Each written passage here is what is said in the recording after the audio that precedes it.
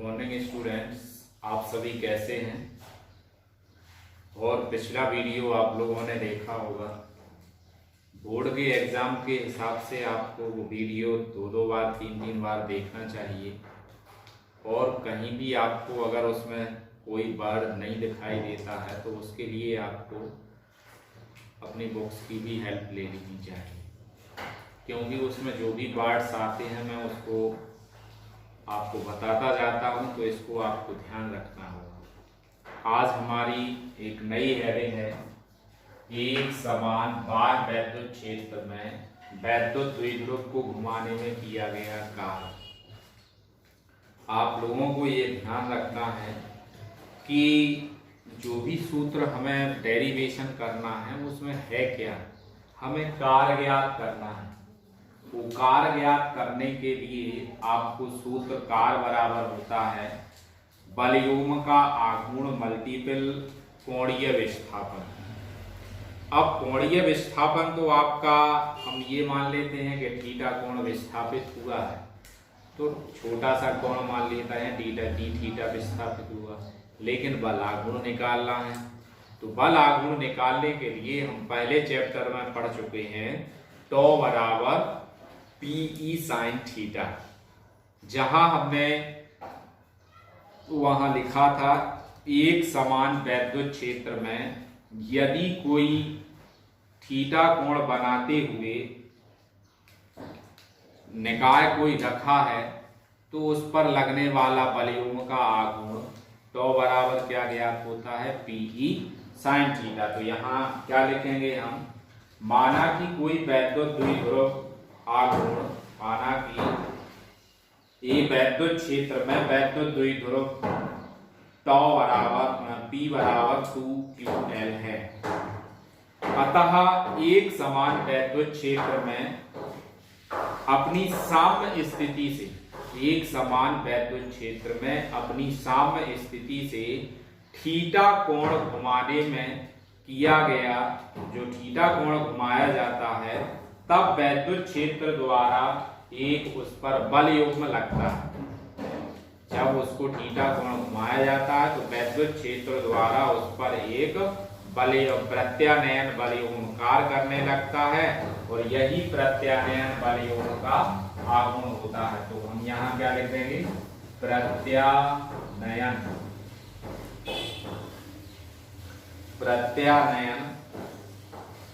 बल युग्म का आघूर्ण क्या ज्ञात हो गया हमें, तो बराबर पीई साइन थीटा। अब प्रत्यानयन बल युग्म का आघूर्ण आ गया, तो अब जब इसको वैद्युत क्षेत्र में रखा जाता है तो किसी कोण पर रखा जाता है। अब इसको हम इस बल युग्म की प्रवृत्ति को वैद्युत क्षेत्र की दिशा में संरेखित करने का प्रयास करते हैं। मतलब आपका जैसे इस स्थिति में आपका द्विध्रुव है, वो वैद्युत क्षेत्र ये है, तो अब क्या करते हैं हम इसको इसकी दिशा में, मतलब वैद्युत क्षेत्र की दिशा में लाने का प्रयास करते हैं। तो इसे हम कहते हैं कि जब कोई वैद्युत द्विध्रुव क्षेत्र के साथ थीटा कोण बनाते हुए रखा है तो उसको हम धीरे धीरे उसके कोण का मान बदलते हैं, और जैसे जैसे कोण का मान आपका जैसे जैसे वैद्युत द्विध्रुव पर वैद्युत बल युग्म लगता है तो उसके कोण का मान भी चेंज होता जाता है, और एक वैद्युत बल युग्म का आघूर्ण उसमें उत्पन्न होता है। तो जिसको आपका ये वाला जो वैद्युत द्विध्रुव आघूर्ण है इसको घुमाने में किया गया कार्य, तो अब पहले हमारा थीटा कोण बना रहा था, वो घूमा छोटा सा, मतलब छोटी सी स्थिति में, तो उसको हम क्या मान लेते हैं कि डी थीटा कोण वो घूमा। तो इसको घुमाने में प्रत्यानयन बल युग्म द्वारा थीटा कोण पर स्थित द्विध्रुव को घुमाने में किया गया कार्य। तो इसको हम क्या निकाल लेते हैं, डी डब्ल्यू बराबर क्या आ जाता है, प्रत्यानयन बल युग्म का आघूर्ण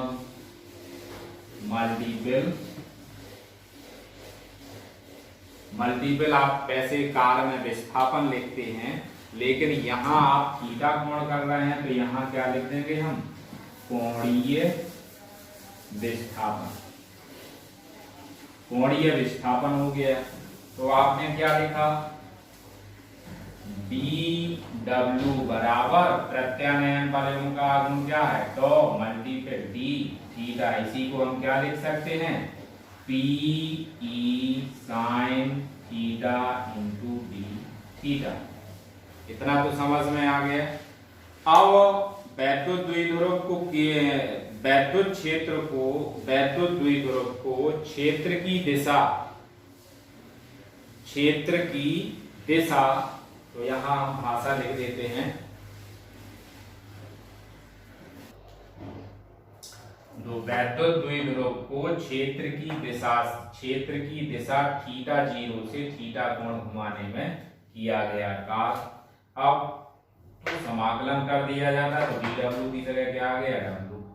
अब आपको ये ध्यान रखना पड़ेगा कि साइन थीटा d थीटा का आपको समाकलन का ध्यान रखना पड़ेगा, क्योंकि हमें यहां समाकलन जब करते हैं तो समाकलन जो भी उपयोग हो रहा है उनके सूत्रों को आप याद करते जाएंगे तो कोई परेशानी नहीं होगी।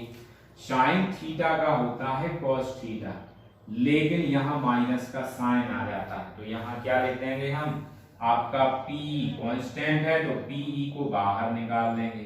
क्या लगा दिया, theta 0 to theta sine theta d theta. अब p ज्यों का त्यों रहा आपका बराबर p ज्यों का त्यों रहा, वो साइन थीटा का क्या हो गया, माइनस कॉस थीटा। लिमिट क्या आ गई, थीटा 0 टू थीटा। अब इसका अपर लिमिट का उपयोग करेंगे, फिर इसका करेंगे, तो w बराबर क्या लिख दिया, पी ई ब्रैकेट में क्या आ गया, माइनस कॉस थीटा, और माइनस आएगा और माइनस ये पहले से लगा है तो माइनस माइनस क्या हो गया, प्लस कॉस थीटा 0। इसी को हम क्या लिख सकते हैं, w बराबर पी ई ब्रैकेट में cos theta 0 minus cos theta. ये आपका एक सूत्र प्राप्त हो गया, w बराबर p cos theta 0 minus cos theta. अब आपको ध्यान रखना है कि प्रारंभ में जब हमारा ये वैद्युत द्विध्रुव इस स्थिति में रखा था तो घूमा गया जो एंगल था वो कितना था, 0, जिसको हमने क्या माना था, थीटा 0। तो यही हम इस सूत्र में ही थीटा बराबर क्या लिख देंगे, थीटा 0 बराबर 0, तो w बराबर क्या आ जाएगा, पी ई ब्रैकेट में कॉस थीटा 0 की जगह 0 माइनस कॉस थीटा। अब कॉस 0 का मान कितना होता है, 1, तो w बराबर क्या आ गया, पी ई ब्रैकेट में 1 माइनस कॉस थीटा। ये आपको सूत्र प्राप्त क्या हो गया, w बराबर पी ई साइन w बराबर पी 1 माइनस कॉस थीटा। इसके बाद आपकी दो विशेष स्थितियां रहेंगी, तो यहां हम आपका कोने में अलग से लिख देते हैं। यहां आपकी क्या आएगी, एक हेडिंग बन जाएगी, छोटी सी हेडिंग रहेगी जो आप बहुत समझ जाएंगे, क्योंकि यदि आपको कॉस का मान, साइन के मान, ये ट्रिग्नोमेट्रिकली जो वैल्यूज होती हैं वो आपको आती हैं तो आप इसको सॉल्व कर लेंगे।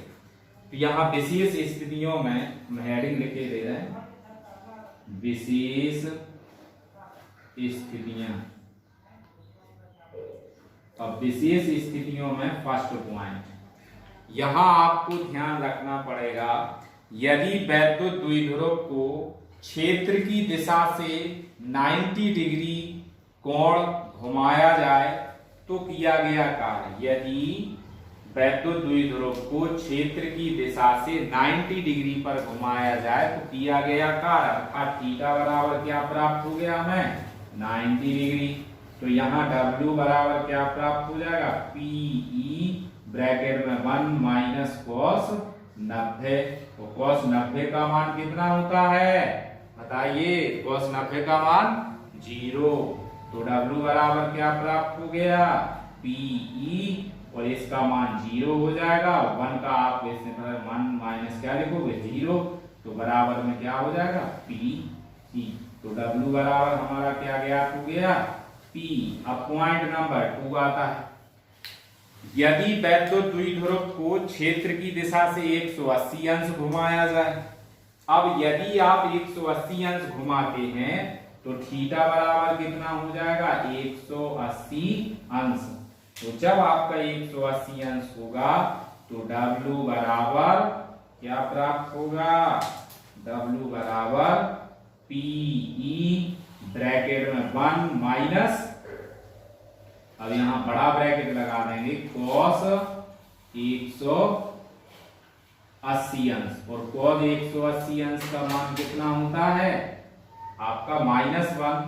तो W बराबर PE ब्रैकेट में 1 माइनस माइनस कितना हो जाएगा +1। तो बराबर में W बराबर क्या प्राप्त हो जाएगा 2PE। ये समझ में आ रहा ना, cos 180 अंश का मान होता है -1 और cos 90 डिग्री का मान होता है आपका 0। ये आपकी वैद्युत द्विध्रुव को एक समान बाह्य वैद्युत क्षेत्र में किया गया कार्य है।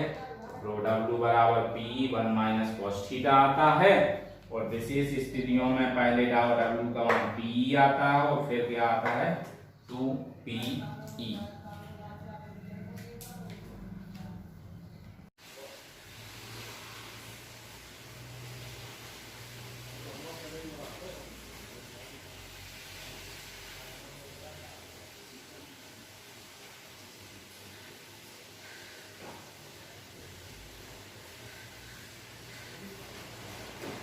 ये इस चैप्टर की लास्ट हेडिंग है, वैद्युत क्षेत्र में वैद्युत द्विध्रुव की स्थितिज ऊर्जा। आपको वैद्युत क्षेत्र में वैद्युत द्विध्रुव की स्थितिज ऊर्जा ज्ञात करनी है। तो सबसे पहले आपको वैद्युत स्थितिज ऊर्जा की परिभाषा आनी चाहिए। वैद्युत क्षेत्र में वैद्युत स्थितिज ऊर्जा, वैद्युत क्षेत्र में वैद्युत स्थितिज ऊर्जा उस कार्य के बराबर होती है जो किसी आवेश को अनंत से वैद्युत क्षेत्र में लाने में किया जाता है।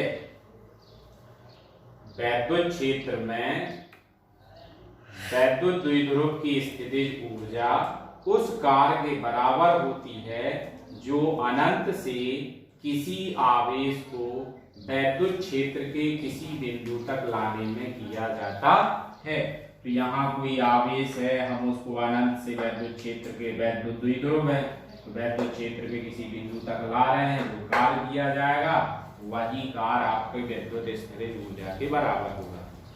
अब क्षेत्र पर आते हैं, तो क्षेत्र में हम ये मानते हैं कि ये एक समान वैद्युत क्षेत्र है जिसमें आपका एक AB -Q और +Q आवेशों से मिलकर बना वैद्युत द्विध्रुव है, जो जिनके दोनों आवेशों के बीच की अंत दूरी 2L है, और एक -Q आवेश पर लगने वाला बल F है जिसकी दिशा इस तरफ है, और +Q पर लगने वाले वैद्युत क्षेत्र की दिशा इस तरफ, क्योंकि बाहर की ओर दिशा होगी वैद्युत द्विध्रुव की। अब जब बल कार्य कर रहा है तो दोनों की दिशा एक दूसरे के विपरीत होंगी।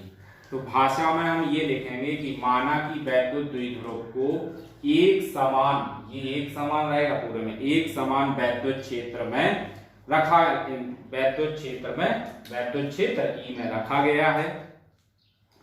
वैद्युत द्विध्रुव का आघूर्ण P, ये P लिखा है, वो वैद्युत द्विध्रुव का आघूर्ण है जिस पर वेक्टर आपका लगा हुआ है, सदैव वैद्युत क्षेत्र की ही दिशा में रहता है।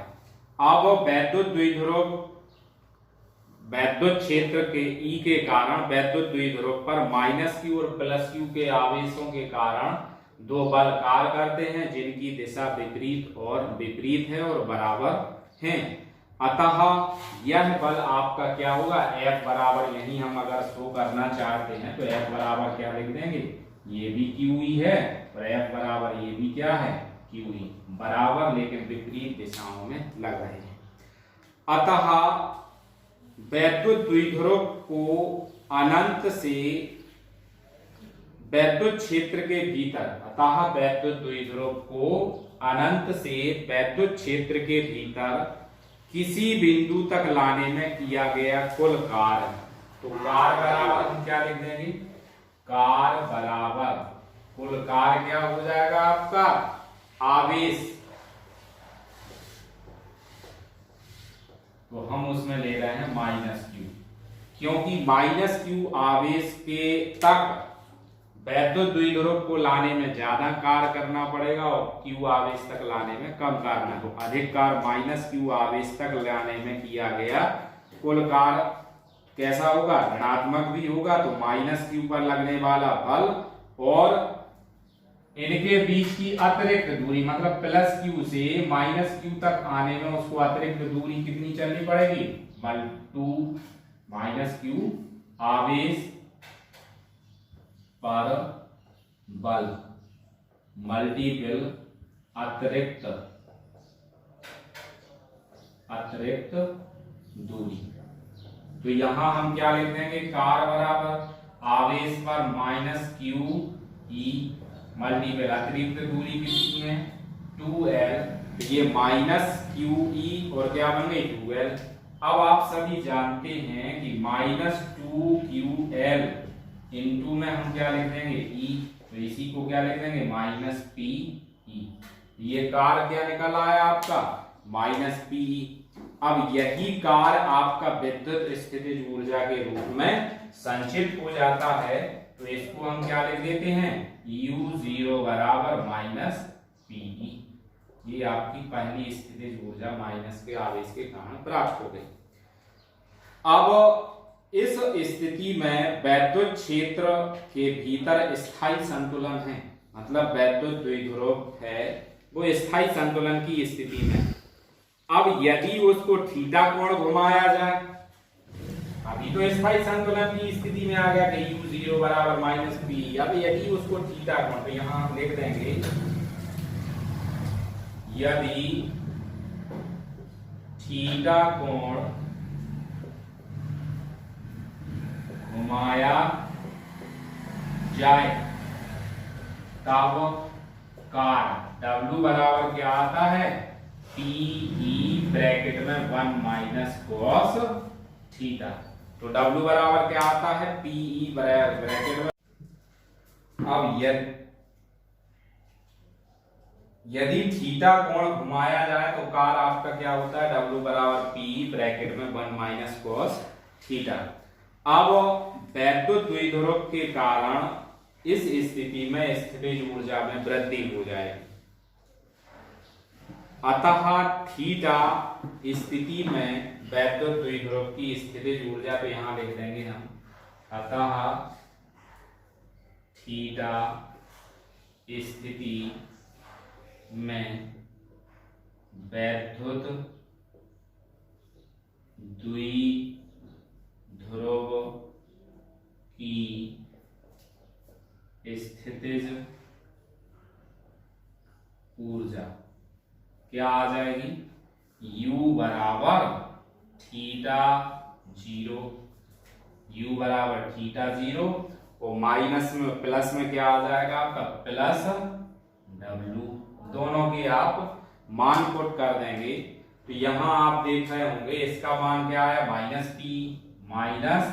-PE bracket plus -PE plus क्या आ जाएगा, PE ब्रैकेट में 1 - cos थीटा, तो बराबर में आप इसका मल्टीपल कर देंगे तो -PE, यहां देखिए आप -PE वैल्यू रखी प्लस आपका इसकी वैल्यू रखी है PE 1 - cos थीटा, अब PE का इसमें मल्टीपल कर देंगे आप plus PE cos plus PE 1 में करेंगे तो PE आएगा, फिर minus plus PE cos theta, तो अब P cos थीटा आया है, तो माइनस पी से minus P plus P cancel हो गया, तो आपकी स्थितिज ऊर्जा क्या प्राप्त हो गई, माइनस पी cos थीटा।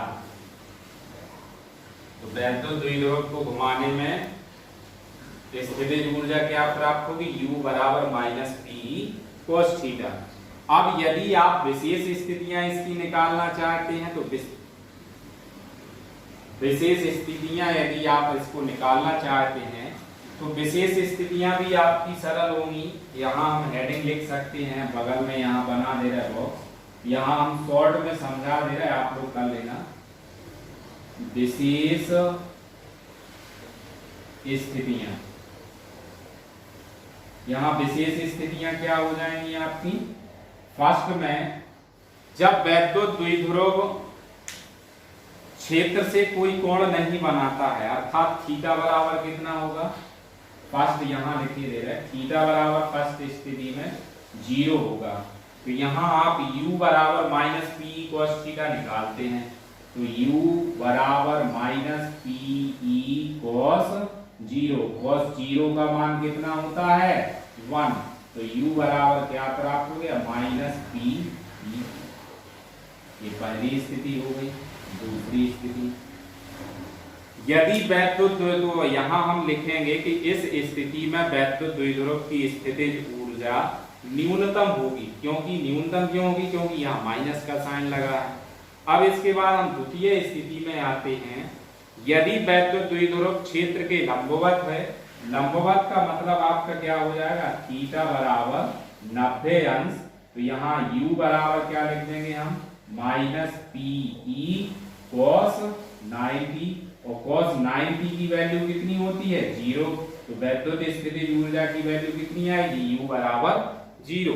अतः जब वैद्युत द्विध्रुव क्षेत्र के साथ लंबवत स्थिति में होता है तो उस स्थिति में आपकी वैद्युत स्थितिज ऊर्जा आपकी शून्य प्राप्त होगी। तो हम कह सकते हैं कि वैद्युत द्विध्रुव लंबवत रखा है तो प्लस Q आवेश पर बाह्य कर्ता द्वारा किया गया कार्य और माइनस Q आवेश पर वैद्युत क्षेत्र पर किया गया कार्य दोनों का बराबर होता है, जिसके कारण उनमें आपस में माइनस करने के कारण वैल्यू आपकी 0 प्राप्त होती है। अर्थात निष्कर्ष ये निकला कि प्लस Q और माइनस Q आवेशों के कारण जो कार्य किया जाता है वो बराबर आता है। तो जब परिणामी कार्य निकालते हैं तो वो शून्य प्राप्त होता है, अर्थात उसकी स्थितिज ऊर्जा भी शून्य प्राप्त होती है।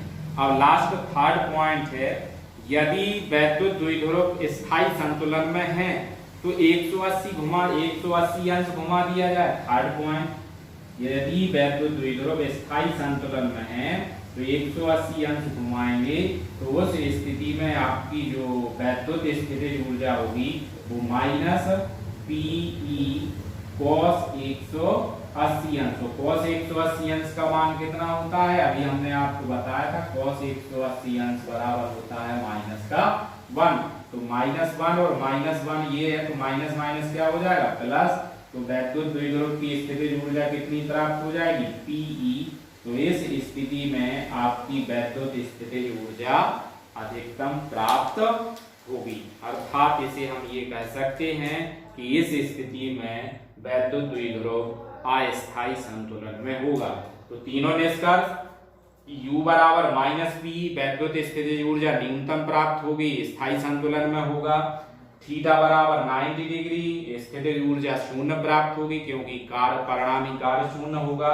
और जब आपका ये थीटा बराबर 180 अंश होता है तो उस स्थिति में वैद्युत द्विध्रुव की स्थितिज ऊर्जा आपकी प्लस पी प्राप्त होगी, अर्थात वैद्युत द्विध्रुव अस्थायी संतुलन में होगा। वो रिकट करना है।